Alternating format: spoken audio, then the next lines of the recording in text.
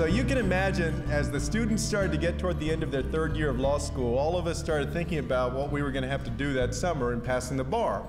And we applied to take the bar, and everybody starts looking at the subject matters that they're going to have to actually understand. And I can't tell you how many times I got laughed at by people from Massachusetts and New York and California because we still had to learn oil and gas law in order to pass the Texas bar. Whole new professions or sub-professions have developed in engineering, in accounting, in the law, centered around oil and gas.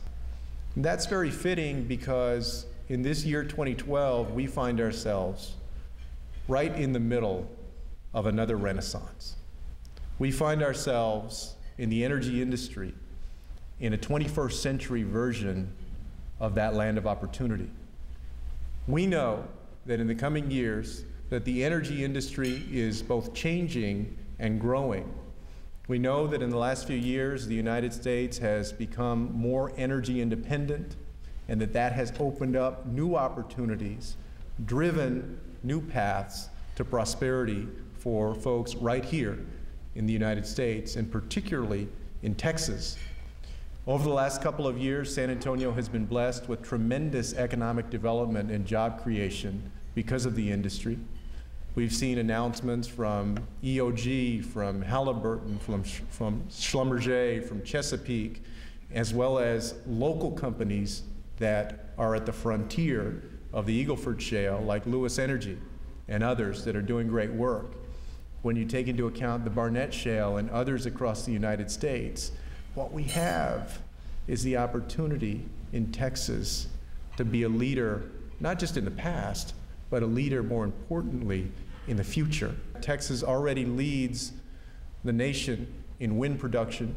The fact that cities like Austin and San Antonio particularly have invested significantly in wind, in natural gas, and in solar.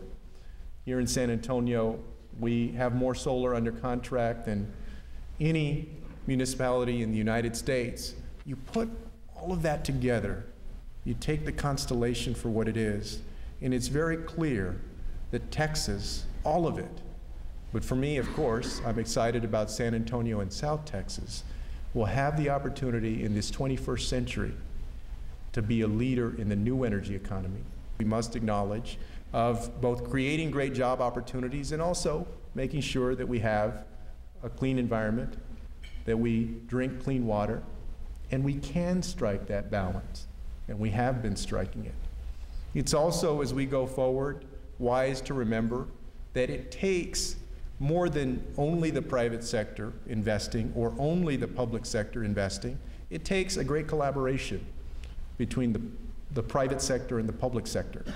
I know all of y'all that work in the Eagle Ford Shale area know the great resources that have been invested. You see the drilling happening, the fracking happening, you see the motels going up, the temporary housing that's been built, the permanent housing that's being built right now, but you also see the fact that the schoolhouses are growing and they need to be improved. You see the fact that the roads, some of them, are tiring and they need to be improved. This public-private partnership that must exist between the industry and local governments and others is absolutely essential to prosperity in the future.